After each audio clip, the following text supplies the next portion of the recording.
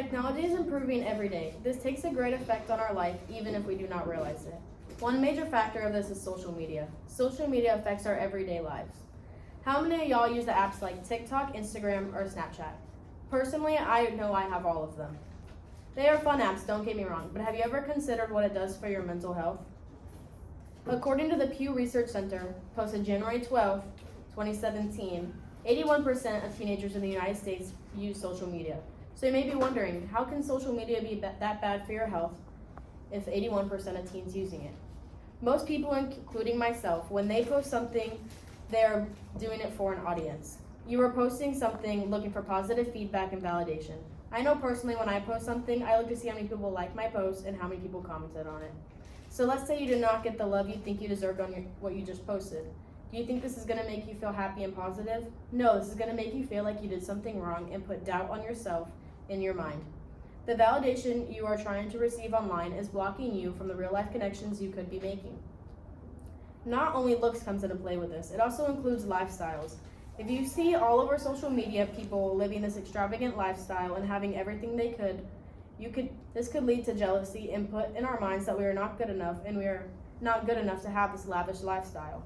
You see all these influencers traveling to Cabo or Hawaii every other month, and you get jealous.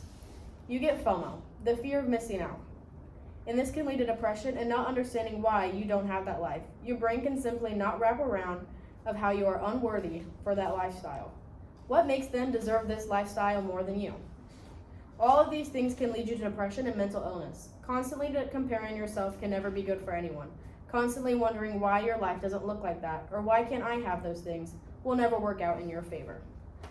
One of the greater effects of social media, piggybacking on what I just said, is the idea we have to look or be like the influencers we see on social media. This idea has been around forever, wanting to look like your favorite celebrity or the people you see on television.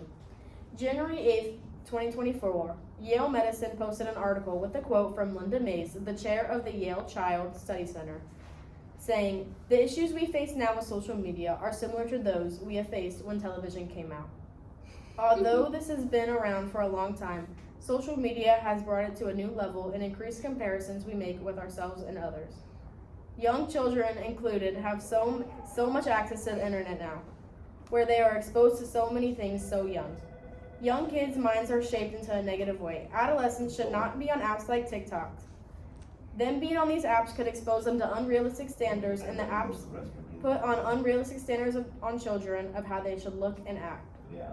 This can lead to depression and anxiety caused by not feeling good enough. The BMC article published July 6, 2023 states that body dysmorphia has increased greatly, and social media has become a big factor for it.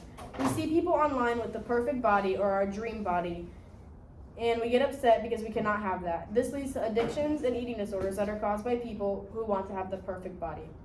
There is not only negatives to social media, though. There are also positives. Social media can boost up your mental health by giving you more opportunities. Social media can give you chances to talk to people who actually understand you and help you find your people. Online groups and support systems can provide a safe space for you to express yourself. These groups can give people opportunities to branch out and say their emotions when they don't feel like they can in person. These online groups could save someone's life. These online groups could save someone's life by giving them the chance to speak when they feel like they have not been able to their whole life. In the BMC Psychology article wrote July 6, 2023, stating social media can provide opportunities to enhance the mental health of users by facilitating social and peer support. There are so many opportunities for you to find someone who has similar interests and someone you can talk to when you need it. You might even find a love interest on social media.